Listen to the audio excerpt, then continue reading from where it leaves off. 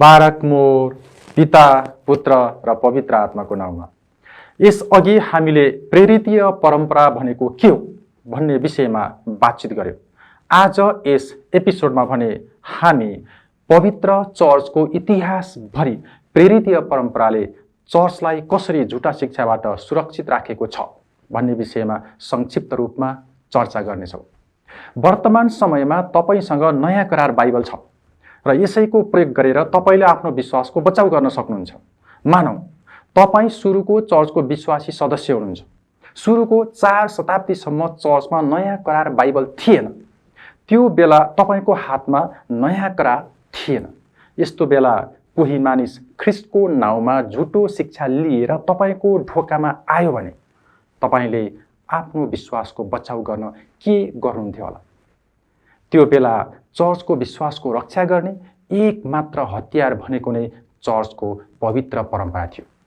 ख्रीष्टको नाउँमा झुटो शिक्षा लिएर आउने मानिसलाई विश्वासीहरूले यस्तो जवाब दिन्थे, हामीहरू प्रेरित र चर्च फादरहरूले सिकाएका विश्वासको मार्गको पालन गर्नेछौँ। यसरी सुरुको चर्चले आफ्नो पवित्र परम्परालाई धेरै महत्त्व दिएको पाइन्छ। प्रेरितहरूले पनि झुटा शिक्षाका विरुद्ध धेरै सङ्घर्ष गरेका थिए भन्ने कुरा हामी पहिलो यूहन्ना 4 अध्यायको 2 देखि 3 खण्डमा पढ्न सक्छौँ। गलाती 1 को 8 पदमा सन्त पावलले झुटो शिक्षाको बारेमा चर्चा गरेका छन्।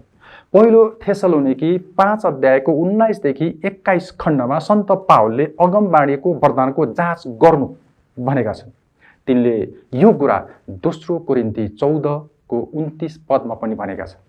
यसरी अगमबाणीको वरदानको जाँच गर्ने जिम्मेवारी पावलले चर्चका कुनै व्यक्तिको कानमा सुम्पेका थिएनन्। विश्वासीहरूलाई प्रेरितीय परम्परा सिकाइएको थियो र त्यसैको आधारमा तिनीहरूले अगमबाणीको वरदानको जाँच गर्नुपर्थ्यो। सुरुको चर्चले बप्तिस्मा दिनका लागि एउटा फर्मुला वा तरिका बनाएको थियो। बप्तिस्माको त्यो फर्मुलाले साँचो क्रिस्चियन सिद्धान्तहरू के हुन् भनेर जानकारी हासिल गर्न विश्वासीहरूलाई मद्दत पुर्यायो। बप्तिस्मा लिने व्यक्तिहरूले बप्तिस्मा लिनुभन्दा पहिले आफ्नो विश्वास र प्रेरितहरूका विश्वासको सारलाई खुलमखुला स्वीकार गर्नुपर्थ्यो। ती कुरा सुरुको चर्चको पवित्र परम्परा हुन पुगे र तिनै प्रेरितीय परम्पराले झुटा शिक्षाबाट क्रिस्चियन विश्वासको बचाउ गर्यो। चर्च इतिहासको सुरुका 4 शताब्दीमा देखा परेका झुटा शिक्षाहरू के थिए त? पहिलो झुटो शिक्षा थियो सेरिन्थियन। पहिलो शताब्दीमा सेरिन्थियन नाउँको झुटो शिक्षा देखा पर्यो।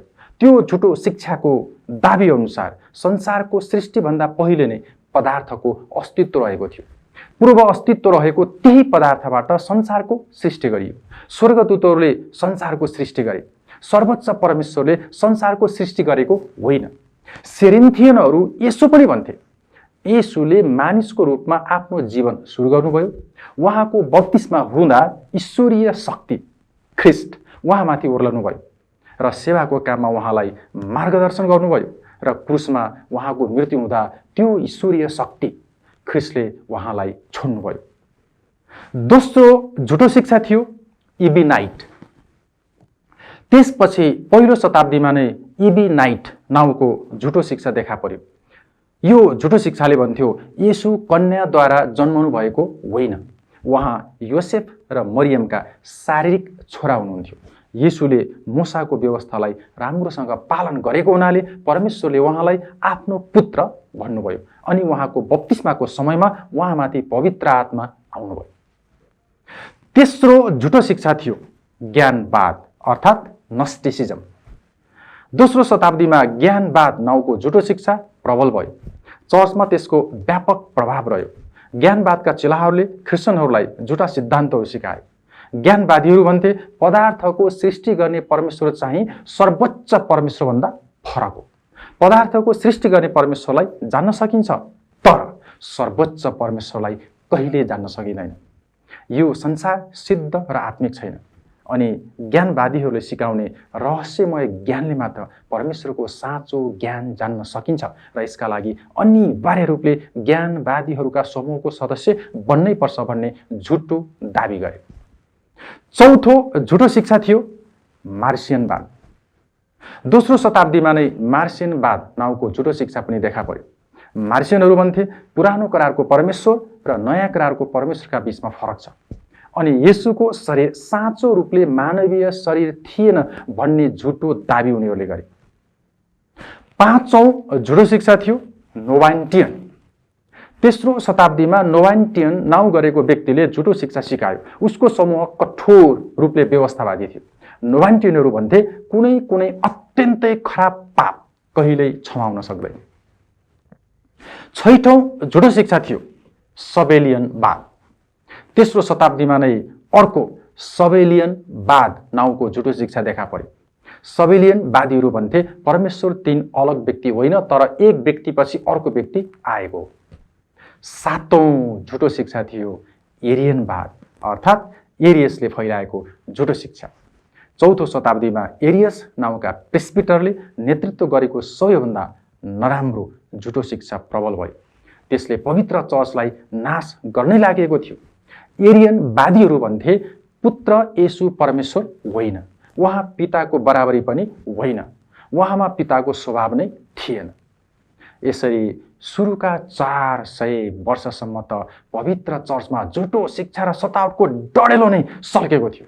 प्रेरितहरूले मौखिक र लिखित रूपले हस्तान्तरण गरेको प्रेरितीय परम्परामा विश्वास गरेको हुनाले पवित्र चर्च जीवित रहन सकेको थियो। वर्तमान समयमा पनि त्यस्तै हुँदैछ। अहिले यस संसारमा धेरैवटा झुटा शिक्षा आएका छन्। पश्चिमी संसारबाट प्रस्परिटी गोस्पल अर्थात् समृद्धिको सुसमाचार प्रचार गर्ने झुटो शिक्षा निकै प्रबल रूपले फैलिएको छ अनि पवित्र आत्माको बारेमा झुटा शिक्षा सिकाउनेहरू र पवित्र आत्मा पाएपछि मान्छे बेहोस भएर जमीनमा ढल्दछ भनेर टिभीमा नाटक देखाउनेहरू पनि छन्। यहोवा साक्षी, न्यू जिसस लगायत अरू धेरैवटा झुटो शिक्षाले पवित्र त्रिएक परमेश्वरको बारेमा झुटा शिक्षा सिकाउँछन्। यस्तो स्थितिमा हामीले आफ्नो विश्वासको रक्षा गर्न प्रेरितीय सिद्धान्त र प्राचीन चर्चको प्रेरितीय परम्परामा फर्कनै पर्ने हुन्छ। लिरिन्स भन्ने ठाउँका 5औं शताब्दीका सन्त भिन्सेन्ट नाउँ गरेका एकजना प्रभुका भक्तजन थिए। तिनले पवित्र धर्मशास्त्रलाई गहिरो रूपले प्रेम गर्दथे। तिनले यसो भने, क्रिस्चियन सिद्धान्तका विद्वानहरूलाई मैले सोधेँ, झुटो शिक्षालाई कसरी चिन्ने र चर्चको साँचो विश्वासको रक्षा कसरी गर्ने? उनीहरूले जवाब दिए, त्रिएक परमेश्वरमा निरन्तर विश्वास राख्न इच्छा गर्ने व्यक्तिले प्रभुको सहायतामा दुईवटा कुरा गर्नुपर्छ। पहिलो कुरा पवित्र धर्मशास्त्रको अधिकारलाई स्वीकार गर्नुपर्छ र दोस्रो कुरा चर्चको पवित्र परम्पराको अनुसरण गर्नुपर्छ। पवित्र धर्मशास्त्रको अधिकार र चर्चको पवित्र परम्पराद्वारा आफ्नो विश्वासलाई अझ बलियो बनाउने व्यक्ति मात्र झुटो शिक्षाको पासोबाट बच्न सक्दछ। कसैको परम्पराको विरोध गर्ने पृष्ठभूमि नै हुन्छ। यसर्थ प्रेरितीय परम्परालाई बुझ्ने कुरामा पनि तिनीहरू भ्रममा परेका हुन सक्छन्। पवित्र परम्पराको बारेमा येशूका सुरुका चेलाहरू अर्थात् 12 प्रेरित र सुरुका चर्च फादरहरूले सिकाएका कुरा हरेक विश्वासीले जान्नै पर्छ। स्मरण रहोस्, सुरुका 400 वर्षका परीक्षा र कठिन जाँचको समयमा चर्चका पवित्र परम्पराले चर्चको विश्वासलाई बचाएर राखेको थियो। सदाका लागि चर्चले साँचो विश्वासको रक्षा गर्न प्रेरितीय परम्पराको अनुसरण गर्नै पर्ने एउटै मात्र विकल्प आज हाम्रो सामु पनि रहेको छ। पवित्र त्रिएक परमेश्वरको आशिष र शान्ति तपाईहरू सबैजनासँग रहिरहोस्।